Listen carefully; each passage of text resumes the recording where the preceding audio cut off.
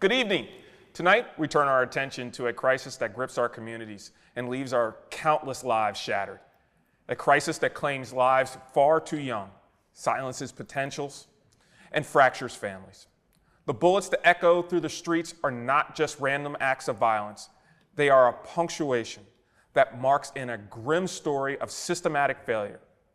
Failure that needs to address opportunity, ensure safety, and protect those most vulnerable. And the victims. More often than not, they are children and teenagers who deserve more than candlelight vigils and empty promises. But Delaware is a state that does not back down from hard conversations. Tonight, we are joined by a man who knows the weight of this issue firsthand, Pastor Derrick Johnson of Joshua Harvest Church. Pastor Johnson has stood in the trenches, comforted grieving families, and advocating for change when the system seems too stubborn to bend. He will talk to us about an epidemic of gun violence and the young lives caught in its grips, demanding that we all take a harder look and the role that we play in it. Yes, the role that we play in it. In either perpetuating this or addressing the crisis. It's up to us because silence is complicity and inaction is choice. As Governor-elect Matt Meyer prepares to take office, there is a rising expectation for leadership that goes beyond sound bites. Alongside of him, Pastor Reeds has called for activism, urging leaders and citizens alike to rise to the challenge. What does this look like? What does this look like for the state of Delaware? And what does this look like for us? We're going to talk about that and so much more tonight, right here on the agenda. Welcome, Pastor D. Having me. Thank you. Thank you for having me. I'm glad that you're here. Thank you so much. We have passed each other at several events. Exactly. And we haven't had the opportunity to kind of sit down and talk. And when, I think it was at a last event that we were at, you made it very clear that, Kerwin, this is a legislative issue and more than anything else. Be on the agenda. Be on the agenda. You're not on the agenda. You're not on the agenda in Delaware. So, yeah, get me on the agenda. Yeah.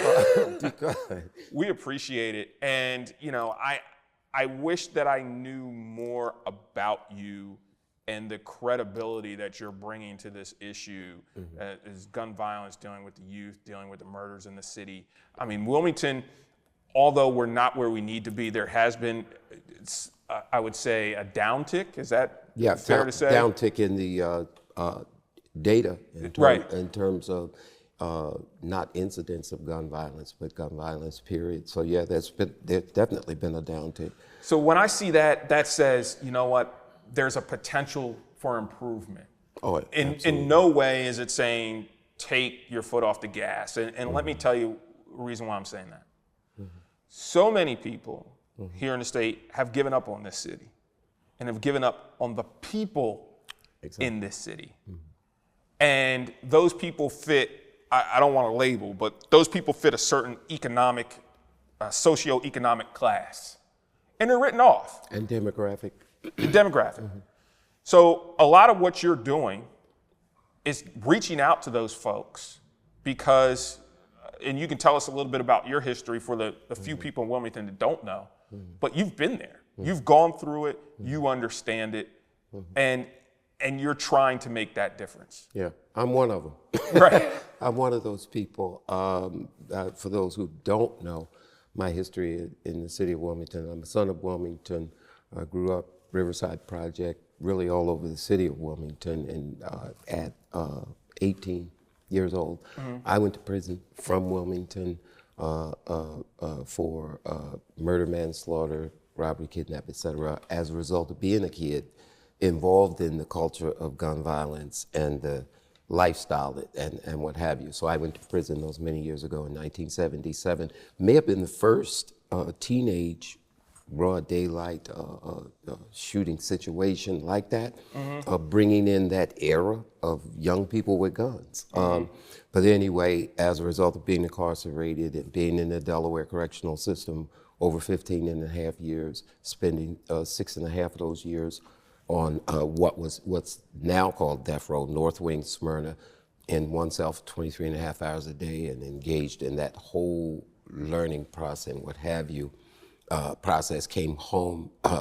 to become I don't know if the first, but one of the first inmate or formerly incarcerated kind of directors and facilitators of the Key Crest program up on Market Street. From there to Bible College Seminary, with the assistance of the Department of Corrections, which is also unique, formally, and became involved in activism simply because I was being sought after as a preacher. I have the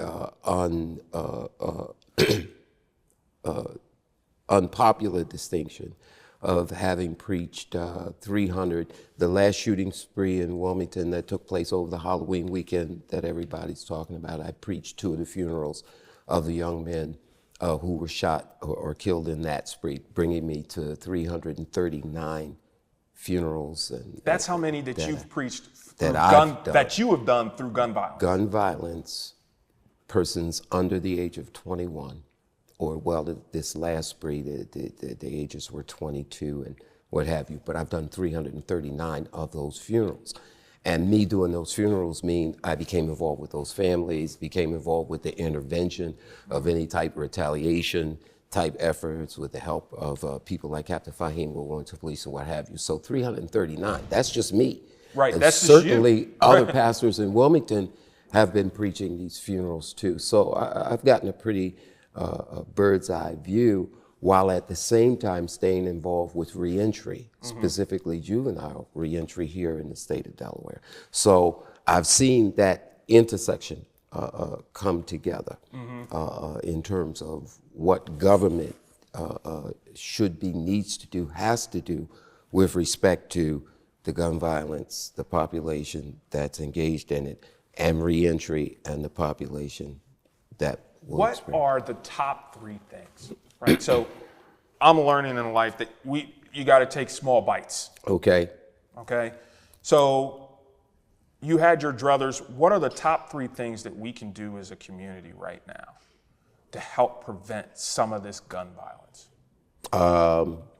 It's going to sound coming from an activist at ground zero level, but education and the problem we have right now with education and our schools and what have you is ground zero for anything you're going to do about it. Very interesting. In the community, I'm telling you. The population that I'm burying of young people, for instance, who are involved or either victims of or perpetuators of the gun violence are also the young people who are being left out, not dealt with from the school system. They should have been in school the day they were over here involved in some gang activity. Now, you know Delaware, I think, is what, 46th, 47th in the country? In the country. In regards to education. Terrible. There's no other words to describe it. Yeah. I don't know what the plan is. You've sat with Governor-elect Matt Meyer. Well, you've sat with our current governor, Carney. How important, this was your number one thing, right, that you're bringing up to me right now, saying, how important do you think it is to them? And do you think there's a plan? Well, I think, and not to say education is not important to Carney. I'm sure he has his approach, his view. His cabinet that I've just recently read about, the transition team, reflects folks who share the same views that I do with respect to education. So, I don't know if what his, with respect to Myers though, I wholeheartedly believe, no, I feel comfortable saying I know that he's going to go into the education piece or the education problem first. We just talked on his views on reentry, and he immediately recognized that, Derrick, I want to look at the pre-entry piece, starting reentry inside long before what have you. That told me he understands exactly where he needs to be focusing some attention. Why? Because 80% of the people I bury or the perpetrators who shot the people are also reoffenders, are also recidivists, are on probation, and what have you, which says, hey, what are we doing with reentry? Why is this person who was already in the system or on probation over here with a handgun shooting somebody? So, and I know that I feel confident saying that Matt Myers, not just because he's a teacher, in the actions that we've been involved in and what have you, for instance. And taught in a school system in a zip code. And even as he campaigned, Matt would always come back to his experience from being over at, when 47 shots were fired over at, in North Wilmington. And we immediately had to create some kind of, and the school teacher, the principal was almost shot and the bullets went through the window. Not the only elected official that came over there with us during that time that I remember and got directly involved with trying to help was Matt Myers, and he was county executive at that time. So those kinds of things make me think that he definitely is interested in and going to make the education, he's aware of what the problems are in our education system, and I expect him to get on it. Do you think, what is the second thing? I don't want to cut you off. What is the second thing? I was asking for three. It's actually not the object, but it's the subject of, not the subject of or the object of, meaning the second most important thing is the collaboration of all of us who do this. I believe Wilmington and Delaware suffers because of our self-destructive inability and willingness to work with each other. And I don't care what remedies we come up with, none of them are going to work without us working together to make them work. So would you say that that's a state issue, a county issue, a city issue, or is it everything? It's a Democratic Party issue, from my view. Here's really that, because the evidence in our presidential election, evidence in the races here with respect to Wilmde, et cetera, we have proven time and time again that our self-destructive propensity to eat each other alive while campaigning, and determine while campaigning, I'm not gonna work with those people, I'm not gonna what have you, it kills us, right? It's killing us right now. Right. In this response, we just did the North Wilmington gun violence town hall meeting and what have you, and Bethany Hall Long, the current lieutenant governor, soon to be out, helped us to put that together, work with us. The only city council person who actually showed up, and there are certainly others that represent North Wilmington, was Shane Darby. I believe that's because of the personality-driven way we act in Wilmington when, well, if you're not with Team X, you're with Team exactly. Y. I think that is far more dangerous than the actual gun violence that's taking place in Wilmington. Why? Because we don't get to fix it, we don't get to help, we don't get to do anything sincerely unless the subculture within the Democratic Party hinders the growth of certain programs dealing with recidivism and some other things. And the growth of those programs here in the state of Delaware, which is a primarily Democratic. Now, when you add the power of political office to that, and may I be blunt and say, here's a current example. Let's go there. Not to attack any, I'm talking about an office, I'm talking about government, a government office like Trump is doing, politicizing that office and doing something with the power of that office that will impact that population we're talking about negatively and cause more. We have the Congo property, which is currently being used for, it used to be Christ Our King School, which, nonprofit property, et cetera. And the program that is going in there is a wonderful substance abuse treatment, not treatment program, but program. And the programs that's scheduled to be in there are ones that one of them is gun violence deterrence, education for kids and what have you, making the use of that building. Now, our current mayor sought to foreclose on the building because of old taxes or whatever. I believe that is an instance of weaponizing the power of the mayor's office to do something that is definitely unnecessary, definitely going to be harmful to all of that population who were going to be served in this building and what have you, and it's definitely personality driven. If it's not personality driven, then why isn't the same power being used to collect debts of other even larger debts of companies, et cetera? Why is there not a moral consciousness on the part of this mayor or any mayor, or Trump too? Why isn't there a moral consciousness that makes you say, wait a minute, this is not an instance where, I should do this. There are other ways to work this out. I'm not dealing with a citizen that's not gonna pay or find some way. Why isn't there? Why? Because that personality-driven political. So if you're going to turn the other cheek, make sure it's across the board. Across the board. Right. Exactly. And because with us, that the program that's going into Christ Our King, that, and I know what the program consists of, and Miss Sandy Clark and all the folks that is critical to that area right now.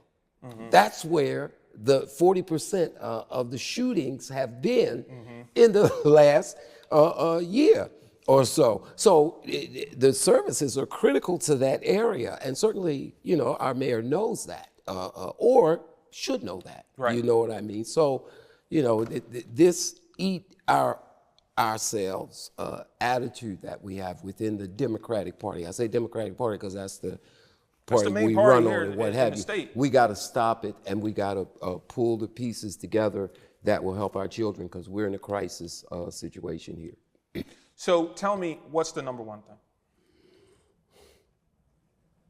The number one thing. We had three things. Okay. We talked about education. Okay. We talked about the Democratic Party hindering itself from growth. What would be the next thing? Well, for me as a citizen and parent, I think the number one thing is resources to those people, programs, entities that need the help. Because there are people who want to do the work, can do the work, some who are doing the work, right, but who are never going to get the think about all the programs and people who aren't going to get help during Trump's.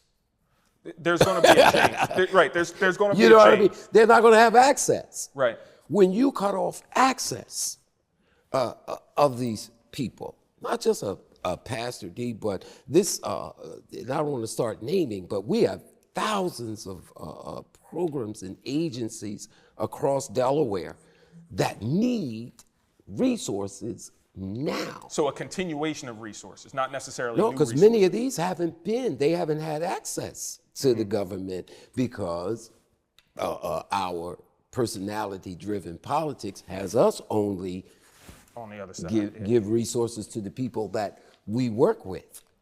As a taxpayer, and I just paid them, so I know that I am. How much more money can we give? I think that some of these programmatic things, we funded a lot, sir. We funded a lot. Mm-hmm. And I'm hearing again and again and again that we need to fund more. And what did it get us? No, we funded a lot. And what did we get us? That doesn't say we need to stop funding. It says we need to take a look at who we're funding.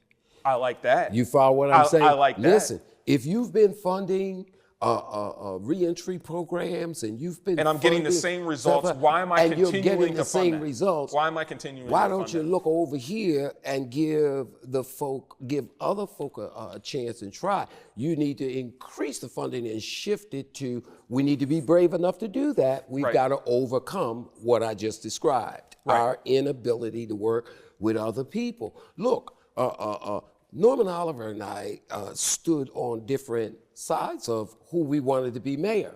Mm-hmm. Over the lifespan of my career, most of the school interventions, food program, everything that I've been involved, even hostage work. Do you know Norman Oliver is the person that was behind me, that got me into it, doing it, what have you, the activists and the what have you, and Norman would be the one that put the resources there for me to do the work or get the resources from government. Now, that's our ability to look past, what, and I seriously wanted Velda to win. You understand? But we're able to do that. However, our elected officials don't demonstrate that they are. And that's what I'm waiting to see in this moment of new transition. Are these that we have just elected able to now, work with everybody or help it? Speaking of this, just elect. Now, you've been in the process. You've been that guy. Yeah. You've gone after it. On the presidential side, dealing with this election, our new president-elect, Donald Trump, you've kind of hinted to it. I'm very curious to know, as someone who's dealing with reentry, as someone who deals with families in the streets, and in times of just crisis, I think that's the only way you can describe that. Do you feel comfortable that this president understands those issues? No. No. and will contribute moving forward? Won't contribute. If he contributes, I believe if President-elect Trump, contributes in any way to the dynamic we described, it'll be to help it get worse. He's already demonstrated that. Hey, police, we don't mind if you bust their heads while you put them in the squad car. Look at Mr. Trump's responses to the January 6th. He's already said, I'm going to begin my term by pardoning folk. I received an executive pardon. I work for that pardon. That magazine you hold there shows the first formerly incarcerated, pardon-grabbing inmate in the state of Delaware to run for mayor with a decent chance at winning. Why? Because the government officials in this state recognize Trump's wanting to pardon people who killed or caused the death of law enforcement officers, who defaced property, who left human stuff on people's desks and all of this. He's saying these hostages. So what part of that thinking tells any sane person in America, black or otherwise, that this man is going to be? I like nothing about President Trump's thought process. I don't like his orange skin. I don't like his hair, his spiked hair. I don't like anything about Donald Trump. So I'm not going to say that I think he would do anything or cares. He's not interested in that.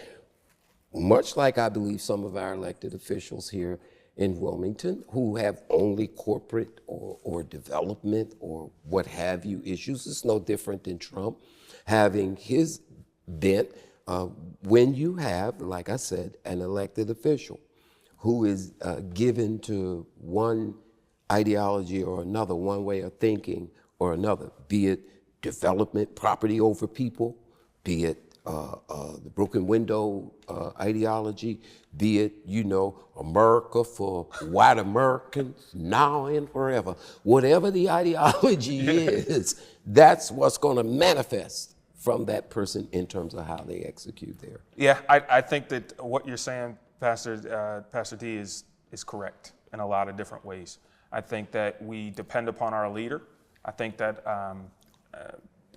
President Trump there's going to be a lot of follow the leader moving forward. Yeah. I think that we're going to see that in regards to how legislation is passed, not only throughout the country, but in Washington itself. And I'm a little worried. I'm going to be honest with you. And I know some legislative officials are a little bit worried as well. So where is the righteous indignation, activism, if you will, from African American people? I hear folks complain about the loss to Trump. The righteous indignation, the outrage, the expression, the unrestricted human expression. I think we're going to see it. Legitimate I think we're going to see it. I don't think that. When do we? I think it's early.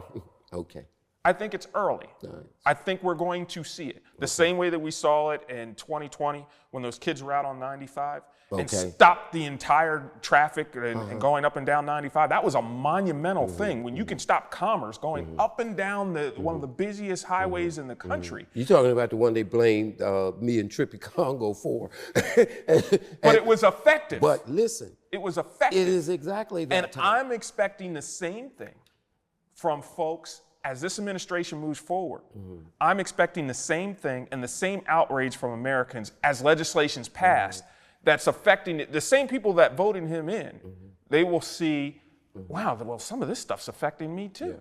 Yeah. And what about I in know. Delaware? What about in Delaware? I think it's going to be systemic. It's going to be systemic. It's not just going to be in certain red states. It's going to be everywhere because the legislation is going to affect everybody. And when the legislation affects everyone, that's when we're going to see change. So you share my view that the reason I wanted to come on to say that I think we're about to see an era or a time when activism is going to be front burner.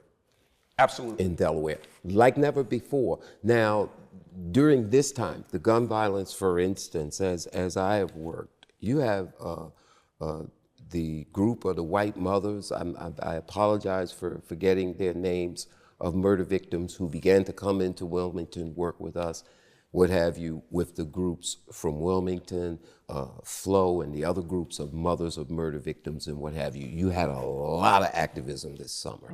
And those, I noticed that one of them or the group Matt has taken them into his administration with him. That's what I mean. So I think you're gonna see more activism. You had the first transgender, she is at core an activist. And so you're gonna see more, I think you're gonna see more activism. Our country is gonna be hot. Yeah. And it's gonna be hot for 4 years. Right. And I'm pretty sure that you'll be busy. Me? From an activism standpoint, I think that Wilmington, I think that Delaware, and so many places, there's gonna be people standing up for a lot of different things that we don't see yet. I'm excited that you came on to the show tonight. Thank you so much, Pastor D. The conversation was excellent. I hope that everyone has an opportunity to research you a little bit more and understand what you have done and what you have succumbed in order to become who you are today, but also the cause that you're supporting here in Wilmington. Please, you're a friend here on the agenda. I look forward to seeing you again, and I look forward to seeing all of you right here on the agenda. We got some great shows coming up. Please check us out. Stay tuned.